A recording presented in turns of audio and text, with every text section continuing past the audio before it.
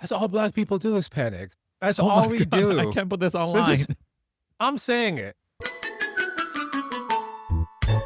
Welcome to another episode of You're Making Me Uncomfortable. I am your host, Iran, and I'm joined by my friend and co host, JR Winter. Hi, guys.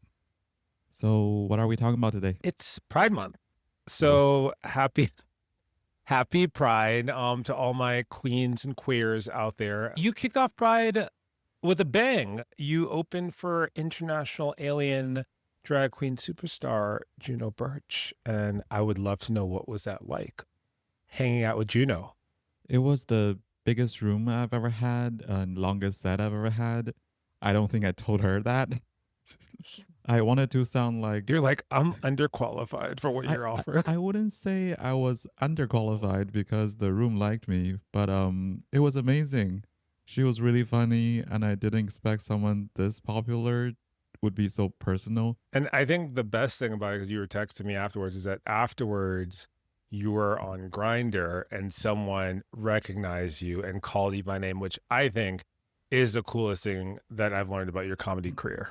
Yeah, like 2 weeks later, I was at the gym, and the person just said, "Hi, Iran," and nothing else. It was concerning. It sounded like a threat. I know that was no You need to threat. stop blocking your blessings, my dude. You got hoes lining up calling you by name. I would have preferred if they said Hai Yi instead of Hai Yi Ren. Like, if I had a middle name, they would have included that too. One of my favorite things about Pride when I was a kid, younger gay, a baby gay, is that there's like C-list pop stars that I feel like only existed in Pride Month, like Kylie Minogue. But I think now the girls have come out in support of the gays more than ever. And we have the Lizzos and we have the Mariah Careys. But that's really exciting to me.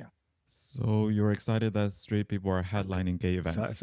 It's not that straight people are headlining gay events, but who's really listening to Lizzo? It's like it's Please, there's enough Lizzo hate on this podcast. I'm coming back. I'm coming back to Lizzo again. Lizzo's core audience is sad girls and sad gay men. What are Like, you talking about? Let's be real. Lizzo's music is like the sonic version of like a Xanax. It's like, I need to feel a little bit better.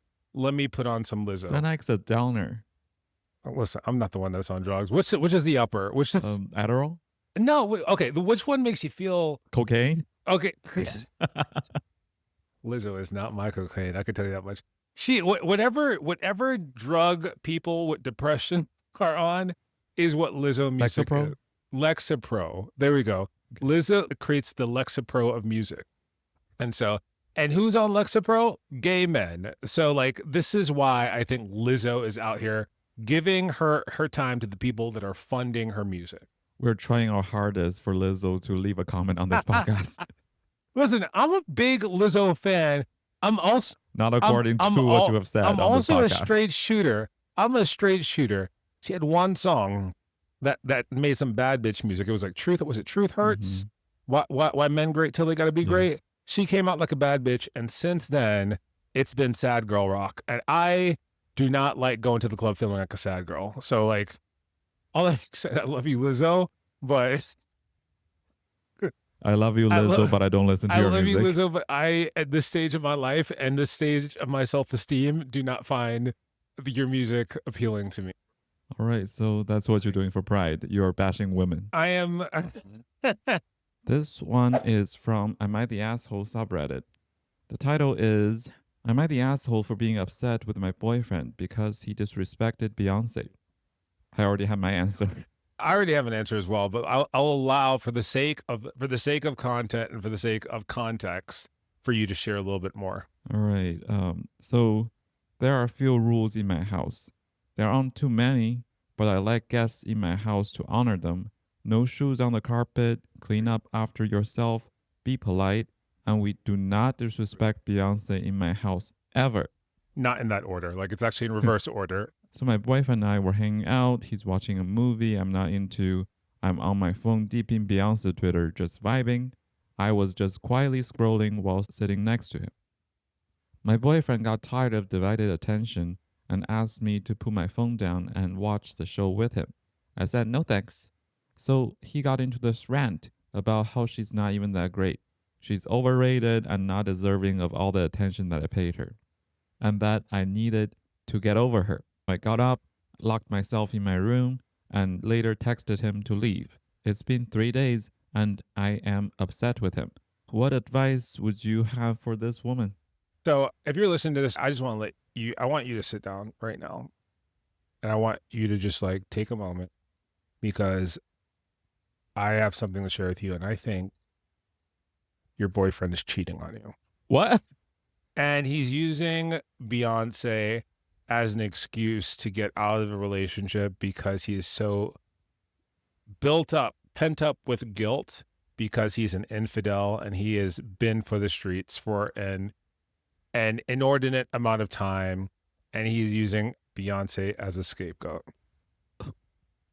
Where did you get all of this? To me, Beyonce can do no wrong, and any reasonable human being knows that there is no one perfect on this earth except for Beyonce. And so he is using this as a wedge issue to get out of the relationship because he's cheating on you. And I want better for you. And so get out while you can. He's cheating on her. Yeah. Bulletproof argument. I see nothing wrong with this. As soon as your boyfriend trashes on Beyonce, ladies, that means he's cheating on you. That's the only reason. It's the only thing that makes sense. All right, I think I have a different take. I think trashing on Beyonce is a crazy behavior. Like, if you have ears, if you have eyes, you would know that this is one of the most talented entertainers there are in the world. In history, like in history. Okay. I think your boyfriend is asking for attention, though. You should put your phone down. Would you say the same about another artist? No, I can't. I mean, there's literally why would I? No, I can't stretch my imagination to understand how I can slot in another artist into this. Okay. So. All right. He's cheating on you. Moving on. This is so stupid. This one is an advice column. The title is Coworkers Keep Unintentionally Using Sex Slang. At my university, courses have 4-letter codes. Think HIST for history, GEOG for geography. This makes sense. I'm tracking. Business courses are all BUSI. Like bussy. No, you're ruining it. I'm literally just reading. I didn't ruin anything. I got that as soon as the readers got it. Listeners got it. Business courses are all BUSI, which many people pronounce busy because it stands for business. While my colleagues are great, many presumably straight people have instead been unknowingly pronounced it bussy. You may be unfamiliar with this term. If so, the B stands for boy, and you can probably put the rest together yourself. As time goes on and we hire more Gen Z and Alpha employees, it's likely that we will get new team members who know it. Now, while it's uncomfortable hearing my coworkers saying bussy, I am certain nobody is doing it on purpose. But these hypothetical new hires may not realize that. Is there any way we can fix this before someone gets accused of sexual harassment? What would you do? I think that this is an exciting step forward for the LGBTQ community. I think that we have Trojan horsed one of our newest terms into corporate spaces. So these are future business leaders, our future bussy leaders, our future bussy leaders, the future like heads of Procter and Gamble and Coca-Cola are going to be coming in literally to their posts, understanding what bussy is, thus making them better allies for their reports, better allies for their community, and thus creating a better America. I rest my case. I'm just imagining the daily conversations they have in the workplace. It's like that pussy class just opened up. That pussy just opened up. Bussy 101 is down the hall, boys and girls. Damn, the bussy is so busy. It's so hard to sign up Yeah. for that bussy. This bussy is at capacity right now. The bussy is So full. the bussy is full, so you have to wait till next semester. We clearly couldn't be admins in the business school because we would have way too much fun. I was reading this headline, and it said missing hiker found safe after surviving weeks in snowy California. Have you heard this one? No, I was worried that this was gonna go dark. It does actually. So it says Tiffany Slayton, the 27-year-old Georgian woman, found safe after surviving weeks in snowy California. So I've lived in California for about 7 years now. And so it's at least once a year, I think I hear a story about some hiker that went off and got lost and got found.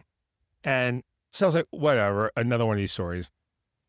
When I say my jaw dropped when I clicked open this article and found out it was a Black woman, exactly. Exactly. By herself? By herself. This Black Tiffany Slayton is 27-year-old, not even a Black woman from Georgia. Just exactly. The country or the state. Yes. From the state of Georgia. He's just wandering through snowy California. This is the most anti-Black thing I've ever heard in my entire life. And I had to read this multiple times. I understood it when I had read the headline, and I stopped understanding when I saw the picture of Tiffany. Wait, show me the picture. She's like black too. She's like, this is her. This is what I'm saying. She looks like people in my family. She looks like friends of mine. Nobody in my friend group and nobody in my family would just go wandering through the mountains of California because we don't do this shit. I mean, I could understand why she was by herself. Please explain to me. She couldn't find another Black person that would go with her. Yeah, you're right. It's the rest of our fault. It's the rest of our fault for nothing. You know why we didn't go? Because we knew this shit would happen. I love that we basically read none of the article. We just said Black woman in wilderness by herself. I love that the news did not put that as the headline because they missed out on a lot of clicks. They missed out on a lot of clicks because I would have clicked immediately. If they put Black woman lost in the woods for 3 weeks, I would have never thought she was hiking. It would have never crossed my mind that she was there intentionally. I would have thought she was kidnapped and left there. I would have thought her helicopter crash landed. I would have never thought that she willingly went into the woods to walk and see things. Can you see if she said anything to the media? Early in her journey, Slayton fell off a cliff, she said, and was unable to return to the main road due to a recent avalanche. Again, reason why we don't do this shit. Jesus. She was unconscious for about 2 hours, and upon regaining consciousness, she had to splint one of her legs and pop the other knee back into place. Oh my Jesus. She attempted 5 calls to 911 without success. Frustrated, she asked her phone for the location of the nearest Starbucks. I don't know why this is funny to me. I don't know why this is funny to me. She's going through all of this in the wilderness, and the top things after calling 911, just where's the Starbucks?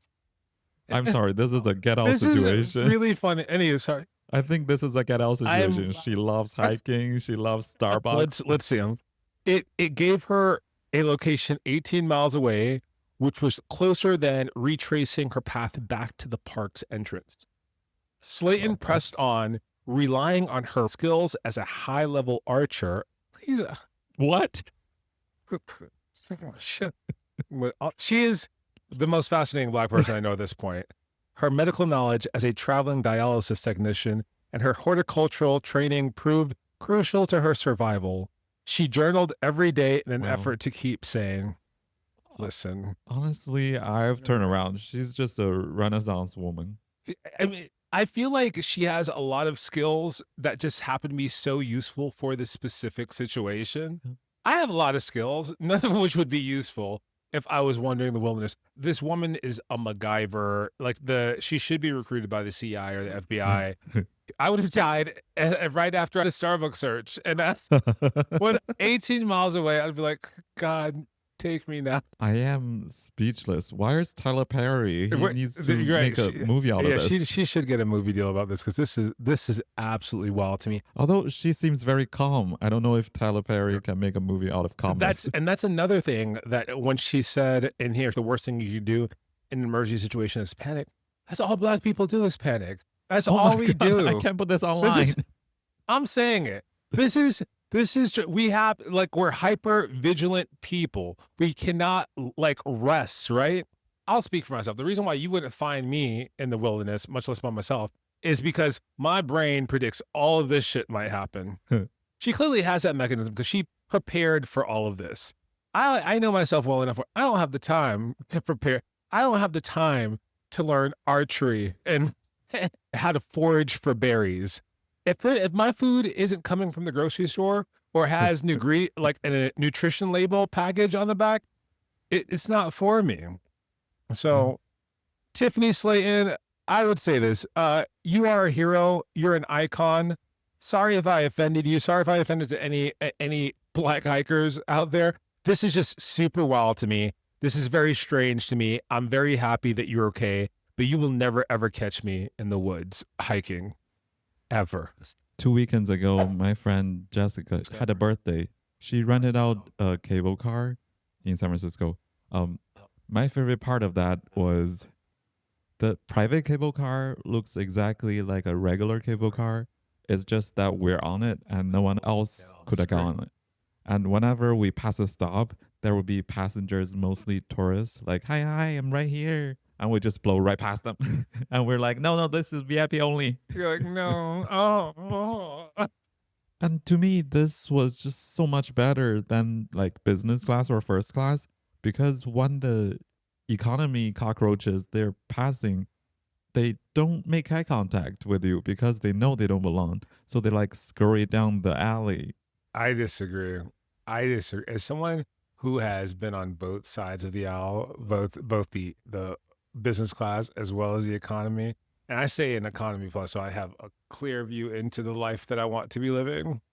I look dead at every last person to figure out, not eye to eye, but I am sizing them up, and there is like a $ assessment of their net worth above their heads each time. And every time I see somebody, and then my last flight, there was this woman, and she had each of her kids and had their own seat in business class. I was like, bitch, you could put 2 of them in one seat and open the shit. Open this one. Give me one more slot for myself. I do think there may be some people that shamefully don't. But when I'm in business class and I got my blanket over me, You try to look at everyone. I look at every last person. I am the dream of my ancestors in this business class. Yes, every time. So when I try to do that in business class or first class, a lot of them don't look at me. But here, because I'm in a cable car that they assume they can get on, they always do. Do you like rip their hands off the cable when they try to get on? I didn't get to do that every time. Sometimes the conductor says do not get on before I could do anything. But it was such a joy to reject people like whenever they try to get on. I imagine this is going to be like a Tuesday afternoon activity from you now from going on. It is $900. You're like, I can afford this. I mean, you could stuff 30 people in there, so it's like $30 per person. And I think each person could do at least one rejection. Oh my God, this is a business idea. This is a business idea. In the city of San Francisco, where we have the most stark economic differences in the world, we can create this new class train, is what we call it, where you get to say, get off, loser, to people that are trying to get on. You can't sit with us. You can't sit with us, hag. Not gonna lie, I tried out. I tried out, like, especially if it's just before it becomes like well known. I think I'd go and bring a sandwich and see what I feel like. You can't eat on it. Okay, then it's not for me. That's it for this installment of You're Making Me Uncomfortable. If you like what you watched, please give this video a thumb up, subscribe to our channel, and better yet, recommend it to a friend. The audio version of this podcast can be found on all podcast platforms. You can also find us on social media. I have included Our social links in the video description. All right, that's it. Until next time, bye.